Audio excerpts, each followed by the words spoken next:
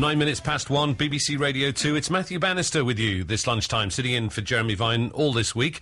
Now, they may well have marched through your town or city centre. Maybe you've seen their banners near football grounds, or perhaps you've heard about them on the news. They're against what they call the Islamicisation of their country. They say they're not racist, and they claim they are certainly not the BNP. After starting life in Luton last year, the English Defence League has been popping up in places like Bolton, Birmingham, Dudley and Leicester. They say they're fighting a war against Islamic extremism. And the EDL's next target is any council which removes the Christ from Christmas this year.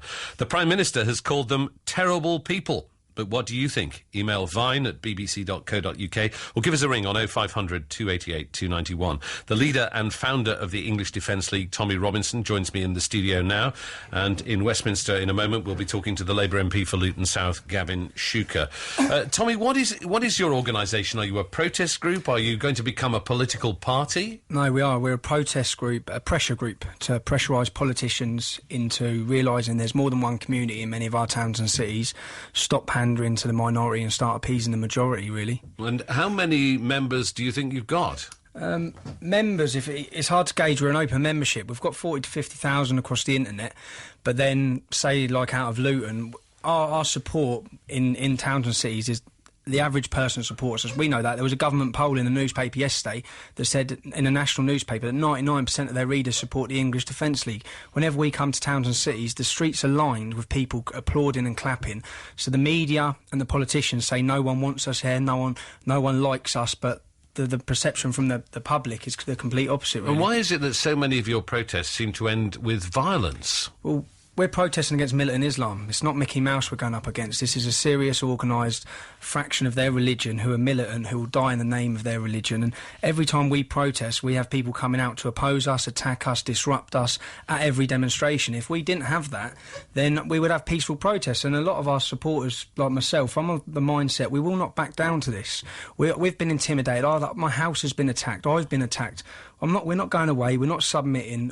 All I'm doing and all we're doing is telling you how it is. You say that you're targeting militant Islam. What do you mean? What is it about militant Islam that you don't like? Militant Islam and Islamism, where groups are actively working to convert this country into an Islamic state, convert our areas, force-feeding us halal food, all these different sorts of things that are going on up and down the country that we're seeing appeasement from councils. But aren't people allowed to practice their religion? Aren't people allowed to do what they want to do? I mean, when you say force-feeding us halal meat, nobody's force-feeding you meat, are they? Every single school in Harrow Council, under the Harrow Council, from January is halal only in the schools. You've got KFC going halal only. You've got Wembley Stadium, without even telling any of us, halal-only food. Now, halal is where an animal had its throat slit, hung upside down, took 15 minutes to die with no pain relief, and then it's had an Islamic ritual put over it and a prayer. Someone stood over it and shouted Allah Akbar.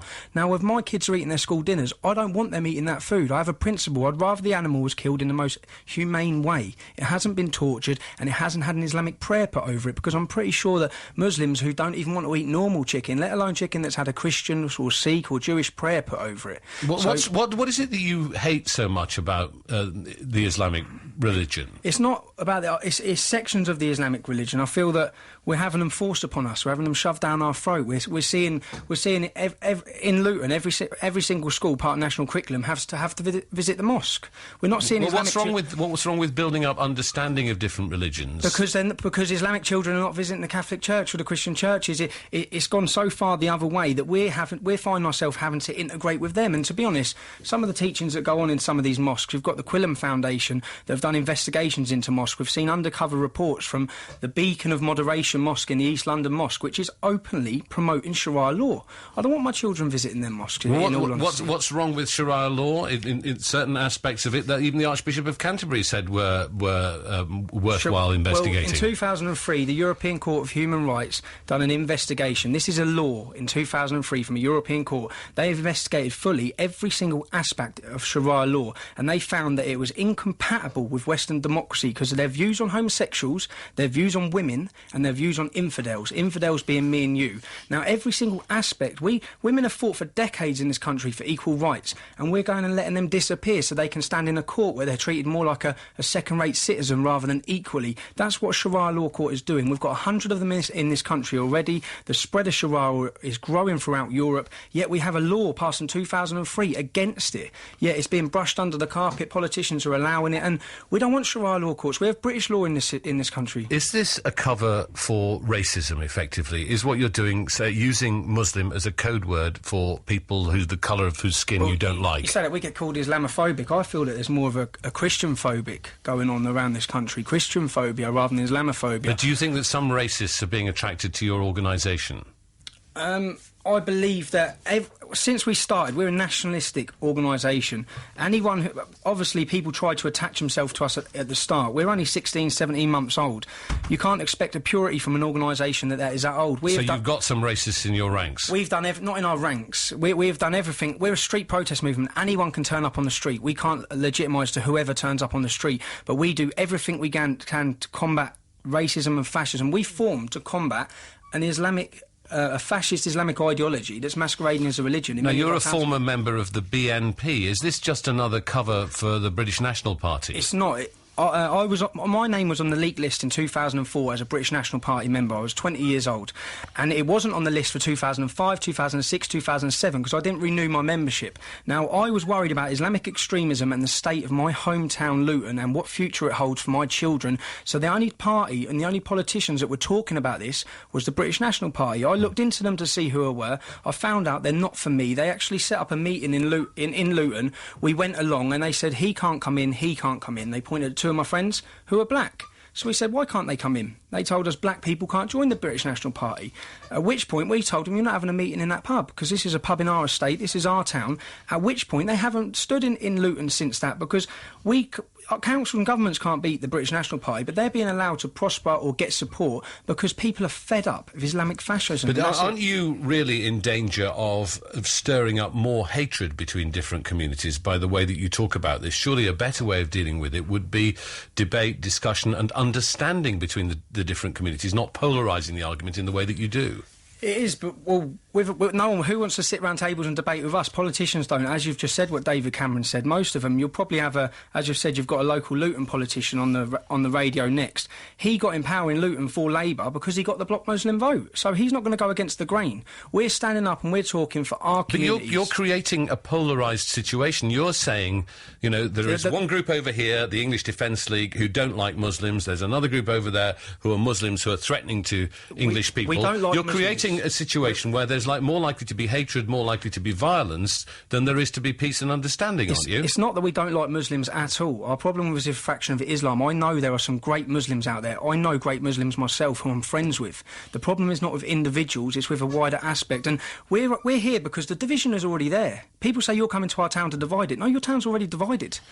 All of our towns and cities with Islamic communities are as divided as they can be because a lot of these young Muslims are being taught non-integration with Christians and Jews from the age of 4 or 5, and we're seeing that. OK, well, I want to bring in a couple of callers now. Paul Miller's on the line to us from Leicester. Do you want to just put your headphones on, if there's a pair of headphones there, so that you can hear what Paul has to say? Paul, what's been your experience of the English Defence League? Hi, hello there. Well, the actual premise, the core premise of the message from the EDL, I'm not against. I live in Leicester. I've seen this sort of extreme Muslim minority expand in Leicester, and there's certain areas within Leicester that I feel, unsafe driving through as a white man. However, so the actual core premise, I'm not necessarily against. I think any extreme form of religion is counterproductive, and it's it's going to cause aggression on both sides. So it's not like I'm necessarily one of these people that just sort of knee-jerk reacts against the message of the EDL. But my son, who's mixed race, went along to the EDL rally in Leicester recently. They weren't allowed to march. It was they were kind of kept behind a fence by the police. Consequently, there was sort of anti-fascist counter-demonstration going on at the same time. So there's a lot of aggression there. But my son's mixed race, and he was within the EDL side, and he was attacked by Fred Perry wearing skinhead white youth within the EDL camp. Now, you think he was attacked because he was mixed race? Well, there's no other reason. He wasn't saying anything untoward. He wasn't sort of demonstrating against. He wasn't, he was just standing there with a group of his friends who were white, and he was sort of launched upon. And luckily, one of his friends stepped in and helped him out. So my problem is the core message is, I think a lot of ordinary citizens have got a problem with extreme Islam, extreme Muslim movements. So.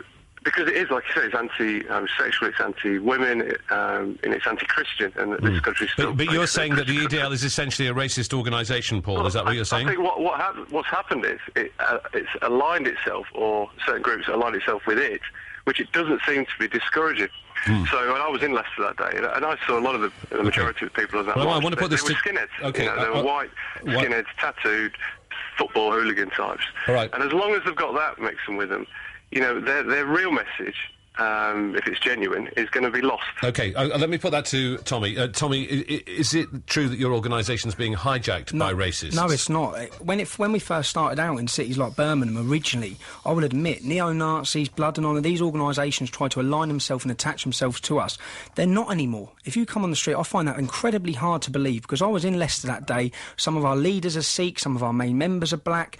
I find that impossible to believe, in fact, that a black man was attacked in our demonstration. You've just seen we have gay pride flags. We march with blacks, whites, all different colours. I've never ever heard of any story like that in the last 17 months of our demonstrations. Okay, let me bring in another caller. Dr. Matthew Fellman is on the line now. What point did you want to make, Matthew? Well, I suppose my response to Mr. Yaxley Lenin is that that's quite a surprise, given that neo-Nazis have already been put on trial for actions that relate to terrorism and have quite happily turned up to EDL demonstrations. We also know that a number of Mr. Yaxley Lenin's ex-colleagues from the British National Party have also had very senior roles in the English Defence League. So I suppose really the major question is in fact, are we hearing the truth from Mr. Yaxley Lenin about this not being a racist organisation? What sort of racial organisation holds demonstrations outside an Israeli embassy with a rabbi speaking, coming over from America, with our gay division? Well, everyone keeps saying, are you really lying? Well, no, we're not lying. We've carried from day one Black and White Unite. We've burnt the swastika flag. Most of my death threats come from neo-Nazis. You saw in the Times newspaper 2 days ago an article saying the English Defence League fought running battles with neo-Nazi groups, because that's what we've now come to resort to. If any neo-Nazis were at our demonstrations, they're getting it. Isn't the trouble that you can't, Tommy, you can't control who turns up to your demonstrations, and if people want to hijack those for their own racist purposes, they can do that. They tried to at the first, but what I'm saying now is in the last 6 or 7 demonstrations, our organisation started off made up mainly of lads. Now we've got so many women on board, so many different people from different backgrounds and religions, and we are going the right way. And I personally know the regional organisers and the leaders of every single division now in the country. Obviously, this started, it snowballed, it was the biggest phenomenon that's hit the country in years, and there's a reason for that, because people in towns and cities all feel the same. There's a big problem in our country with militant Islam. There's a big problem with our culture being eroded, our way of life being eroded, and no one's sticking up for us, no one's talking for us. And if politicians aren't going to stick up or talk for us, we'll stick up and stand up for ourselves. OK.